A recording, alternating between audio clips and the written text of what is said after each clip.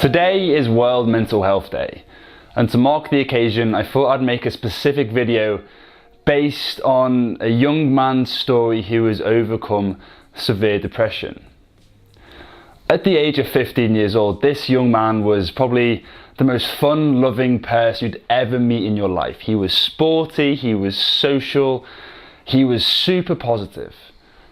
But then life just threw a couple of bad cards his way, and all of a sudden he became overweight. He started smoking 15 a day, and eventually he was admitted into a mental health inpatient ward for over 3 months.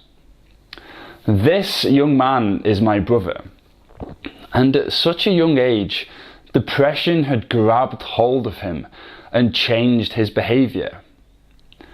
People, including myself to be honest with you, we started to see him based on his depression, and we forgot the person who he truly was. In my TEDx talk, this is how I described it. People labelled him as weird, miserable, a Billy No-Mates. They only saw the surface of his depression and were unable to look underneath the blanket where the real version of himself was hiding. My brother just wasn't accepted into society. It's literally that simple. Isolation, falling a year behind at school, not fitting in, were all reasons for why my brother wanted to attempt to take his own life. In the next clip I'm going to show you, he articulates the feelings behind his actions. You won't see my brother's face because this clip was actually never supposed to be shared to the public, but the words come from him. You see it as an outlet. An outlet to stop the pain? Yeah. But I think the rationale is, how can death be as bad as life at the moment? There's no way it can be as bad as what it is. It can't get any worse. So if I die, that's going to go away. No one knows what happens when you die. Do you go to heaven? Do you get reincarnated? No one knows what's happened. Mm-hmm. But it almost becomes the unknown becomes less scary than the reality.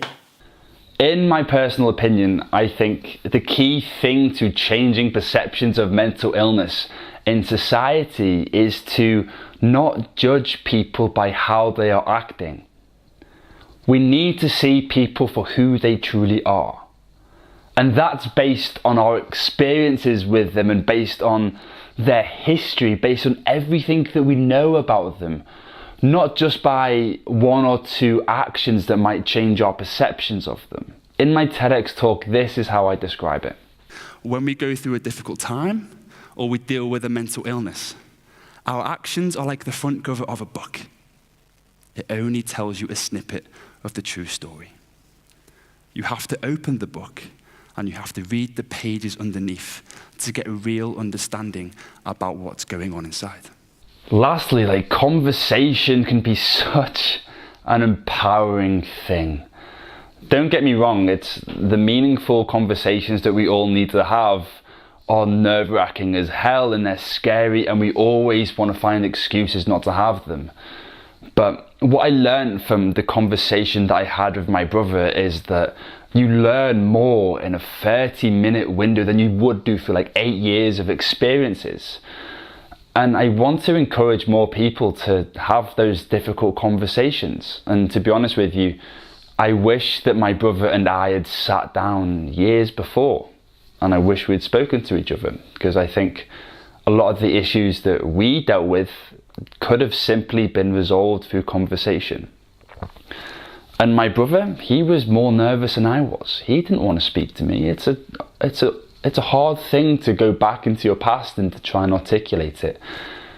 But after our conversation, this is what he said. Has this been beneficial to you? I was a bit nervous. I was nervous too, because I have not spoken to you about this. We've never spoken about it at all. Ever? How amazing is it when you let go? Yeah, it is a weight off the shoulders. Conversations and sharing stories is more than just building relationships. It's also a healing process. And that's why I've started a new little project where I'm interviewing ordinary people to try and get their stories out of them.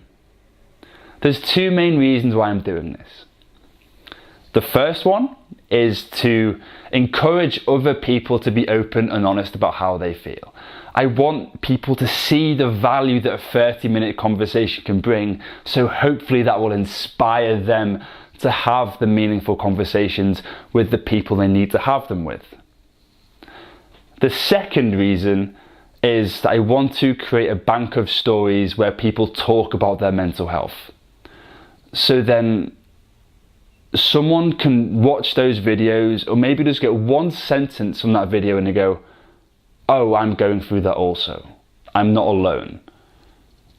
So those are my two main reasons for doing this. And the thing is, I've got no idea if it's going to work. I've got no idea if anyone's going to watch the videos. I've got no idea if it's even going to create an impact. But I just want to have a role in the conversation. And we'll see where it goes. If you want to play a part in this interviewing process or this video making process, then please do let me know. Like, I'd be more than happy to get more people on board, because it's not just me doing this. Like, we are a community, a voice that needs to be heard. So last thing, let's keep the conversation going, and hopefully I look forward to seeing you at a later video.